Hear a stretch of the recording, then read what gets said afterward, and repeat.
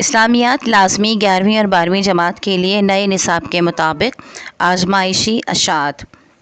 آج ہم اس میں پڑھیں گے باب اول، قرآن مجید کا تعارف۔ بسم اللہ الرحمن الرحیم، ربی یسر ولا تعسر وربی تمم بالخیر۔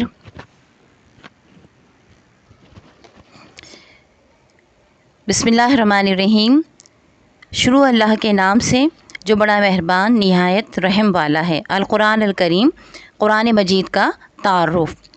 حاصلات تعلم، قرآن مجید اور سنت کی روشنی میں۔ پوائنٹ نمبر 1، قرآن مجید کی تعریف اور اصطلاحی مفہوم سمجھ کر بتا سکیں۔ قرآن مجید کے منتخب نام اور معنی وضاحت سے سمجھ کر بتا سکیں۔ قرآن مجید کی تعلیم اور اس کے اثرات سمجھ کر بیان کر سکیں۔ قرآن مجید کے معجزوں کو جدید سائنس کی روشنی میں سمجھ کر بیان کر سکیں۔ سبق پڑھنا شروع کرتی ہوں۔ قرآن کی وصف۔ لفظ قرآن قرآ سے ماخوذ ہے جس کے معنی ہے پڑھنا، اس لحاظ سے لفظ قرآن کے لفظی معنی ہے پڑھنا یا وہ کتاب جو بار بار پڑھی جائے۔ اصطلاح میں کلام پاک کے عربی الفاظ جو اپنے حقیقی مفہوم کے ساتھ اللہ تعالیٰ کی طرف سے حضرت جبرائیل علیہ السلام کے ذریعے حضرت محمد رسول اللہ خاتم النبیین صلی اللہ علیہ وآلہ وصحبہ وسلم، حضرت محمد اللہ تعالیٰ کے رسول اور آخری نبی ہیں، آپ پر اور آپ کی آل اور صحابہ کرام رضی اللہ عنہم پر رحمت اور سلامتی ہو، پر نازل ہوئے اور ایک مصحف میں محفوظ کیے گئے، وہ قرآن کہلاتے ہیں۔ قرآن مجید میں ساری انسانیت کی فلاح، بھلائی اور رہنمائی کے لیے مکمل ہدایت موجود ہے، جو انسانوں کے عقائد، عبادات، معاشرت، اخلاقیات، معاملات اور سیاست سے متعلق اصول اور احکام سکھاتا ہے۔ یہ قرآن پچھلی الہامی کتابوں کا خلاصہ و خاتمہ ہے اور یہی قیامت تک انسانی ہدایت کا آخری دستور ہے۔ قرآن مجید کے منتخب نام اور ان کا مفہوم۔ قرآن مجید کا ذاتی نام قرآن ہے۔ اس کے سوا اس کے جو صفاتی نام مشہور ہیں ان میں سے کچھ درج ذیل ہیں۔ نمبر 1، الکتاب، خاص کتاب۔ قرآن مجید اہم بنیادی باتوں پر مشتمل ہے، مثلاً پچھلی قوموں کے واقعات، عبرت اور نصیحت بھرے قصے اور شرعی احکام وغیرہ۔ نمبر 2، القرآن، بار بار پڑھی جانے والی۔ قرآن مجید کا ذاتی نام ہے جس کے معنی بار بار پڑھی جانے والی کتاب ہیں۔ الفرقان، فرق کرنے والی۔ قرآن مجید حق اور باطل، مسلمان، کافر و منافق کا فرق بیان کرتا ہے۔ الذکر، نصیحت۔ قرآن مجید اور خیر خواہی کے ساتھ ساتھ اللہ تعالیٰ کے عذاب سے ڈرانے والی کتاب ہے۔ الذکر یعنی نصیحت۔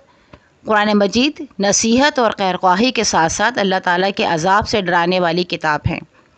التنزیل یعنی نازل کردہ۔ قرآن مجید حضرت جبرائیل علیہ السلام کے ذریعے چونکہ مرحلہ وار نازل ہوا ہے اس لیے اسے التنزیل بھی کہا جاتا ہے۔ النور یعنی روشنی۔ قرآن مجید گمراہی میں ڈوبے ہوئے اور ہدایت کو تلاش کرنے والے انسانوں کو روشنی دے کر سیدھی راہ دکھاتا ہے اور ساتھ ہی حق اور سچ پر روشنی ڈالتا ہے، اس لیے اسے نور کہا جاتا ہے۔ الشفا معنی تندرستی۔ قرآن مجید ساری جسمانی روحانی بیماریوں مثلاً کفر، نفاق، جہالت، حسد کے لیے شفا ہے۔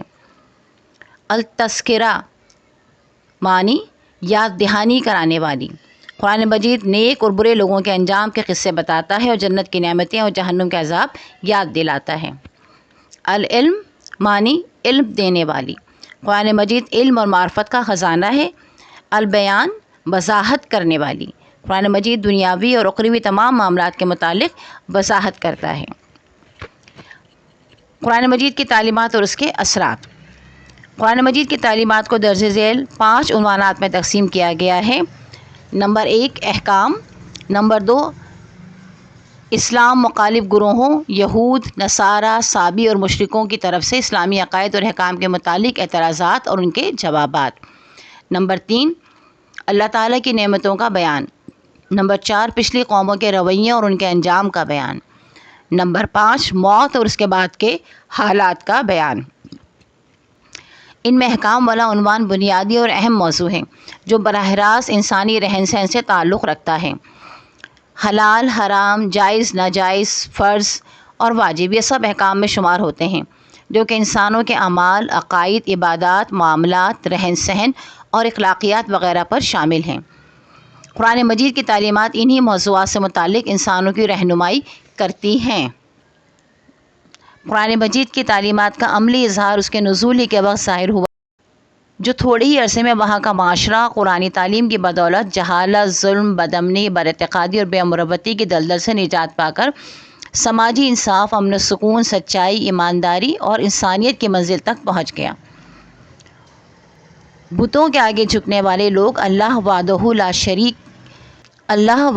شریک الہ کے ماننے والے بن گئے اور انسانیت کے دشمن آپس میں دوست اور خیرخواہ بن گئے۔ سماج کو ستانے والے لوگ ضرورت مندوں کو بلا کر ان سے مہربانیاں کرنے لگے۔ یہی نہیں بلکہ گمراہی کے اندھیروں میں بھٹکے ہوئے لوگ قرآن مجید کی تعلیم سے استفادہ کر کے دوسروں کے رہبر بن گئے۔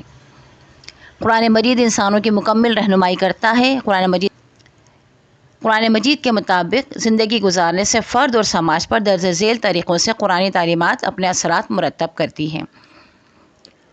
نمبر 1، مضبوط عقیدہ رکھنا اور فرض کی ہوئی عبادتوں کی پابندی سے انسان میں وقت کی اہمیت، بندگی کا شعور، اللہ تعالیٰ کے سامنے عاجزی اور انکساری، انسانی برابری، ایک دوسرے سے ہمدردی اور ایک دوسرے کا خیال رکھنے جیسی صفات پیدا ہوتی ہیں۔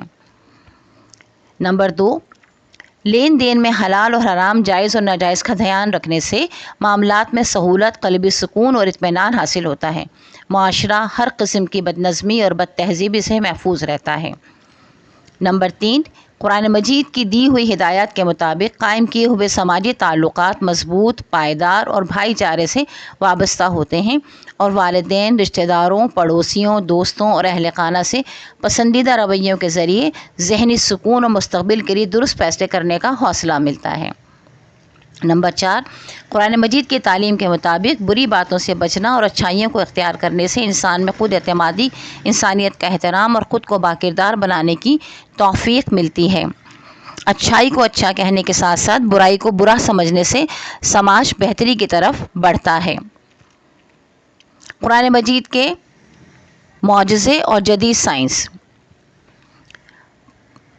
قرآن مجید اپنے اعجاز، جامع انداز بیان اور حق کا پیغام ہونے کے اعتبار سے انسانوں کے لیے معجزہ ہے۔ قرآن مجید کی بہت سی آیات میں سائنسی حقائق نہایت جامع اور واضح انداز میں بیان ہوئے ہیں، جنہیں جدید دور کی تحقیق، تلاش اور ٹیکنالوجی کی مدد سے معلوم کیا گیا ہے۔ مرج البحرین والا معجزہ۔ سمندری علم اور پانی پر تحقیق کرنے والے ماہرین نے معلوم کیا ہے کہ نمکین اور میٹھے پانی کا ایک دوسرے سے ملنے کے باوجود ایک دوسرے آپس میں ضم نہ ہونے کا سبب پانی کی سطحی تناؤ، سرفیس ٹینشن ہے، جس کی وجہ سے دریا اور سمندر کا پانی ایک دوسرے سے نہیں ملتا۔ دونوں قسموں کے پانی اپنی اپنی کثافت کی وجہ سے جدا جدا بہتے ہیں۔ قرآن مجید اس بات کو یوں بیان کرتا ہے، ترجمہ: دو دریاؤں بریکٹ میں لکھا ہے کھارے اور میٹھے بریکٹ کلوز کو رواں کیا جو آپس میں مل کر بہتے ہیں۔ ان دونوں کے بیچ میں ایک پردہ ہے، وہ اپنی حد سے تجاوز نہیں کرتے۔ سورہ رحمان آیت نمبر 19 تا 20۔ کائنات پھیلتی رہتی ہے۔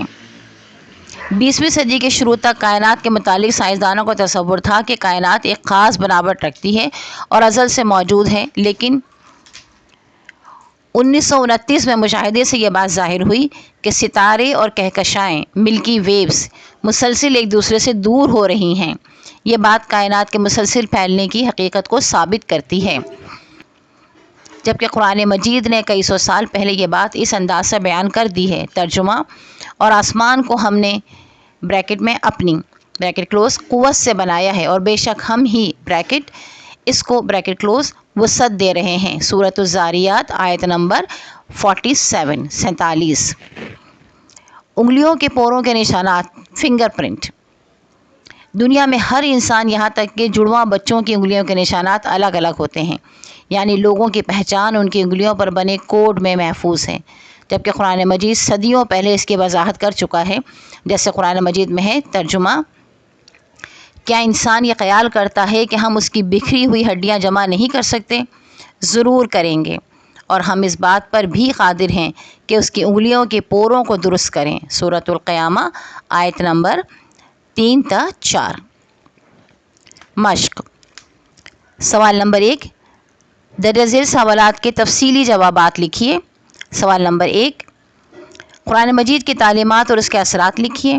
نمبر 2، قرآن مجید کے معجزات کی جدید سائنس کی روشنی میں وضاحت کریں۔ نمبر 3، قرآن مجید کے معجزات کے متعلق آپ مزید کیا جانتے ہیں؟ ب، درج ذیل سوالات کے مختصر جوابات لکھیے۔ نمبر 1، قرآن مجید کے لغوی اور اصطلاحی معنی کیا ہیں؟ نمبر 2، قرآن مجید کے کوئی بھی 5 صفاتی نام اور ان کے مفہوم لکھیے۔ نمبر 3، درست جواب کے سامنے صحیح کا نشان لگائیے۔ نمبر 1، لفظ قرآن کے معنی ہیں: الف پڑھنا، ب سننا، جیم لکھنا، دال بولنا۔ نمبر 2، الفرقان کے معنی ہیں: الف خاص کتاب، ب فرق کرنے والی کتاب، جیم وضاحت کرنے والی، دال نازل کردہ۔ ہدایات برائے اساتذہ اکرام۔ سبق میں ذکر کیے ہوئے قرآنی معجزات کے علاوہ دوسرے معجزات کے متعلق طلباء کو معلومات دیجیے۔ انشاءاللہ تعالیٰ اگلی ویڈیو میں ہم آپ کو اگلا سبق پڑھ کر سنائیں گے۔ امید ہے کہ یہ آپ کے لیے فائدہ مند ثابت ہوگا، خاص کر ان تمام طلباء اور طالبات کے لیے جو کہ بصارت سے محروم ہیں۔ ہمیں امید ہے کہ ان کو اس طرح سے سبق کو سننے اور سمجھنے میں مدد ملے گی۔ اللہ تعالیٰ آپ سب لوگوں کے لیے آسانی فرمائے اور ہمیں بھی توفیق عطا فرمائے کہ ہم مزید آگے آپ کو اسی طرح سے ویڈیوز دیتے رہیں اور آپ کی پڑھائی میں مدد کرتے رہیں۔ آمین ثم آمین۔